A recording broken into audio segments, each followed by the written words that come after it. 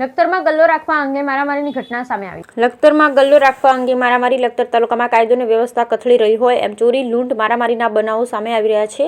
ત્યારે લખતર શહેરમાં દલિત સમાજના એક જ કુટુંબના ભાઈઓ વચ્ચે ગલ્લો રાખવા બાબતે મારામારીનો બનાવ બન્યો. લખતરના ઢવાણિયા દાદાની ડેરી પાસે પાનનો ગલ્લો ચલાવતા નરેન્દ્રભાઈ નાનજીભાઈ સોલંકી ગલ્લા પાસે ઉભા હતા.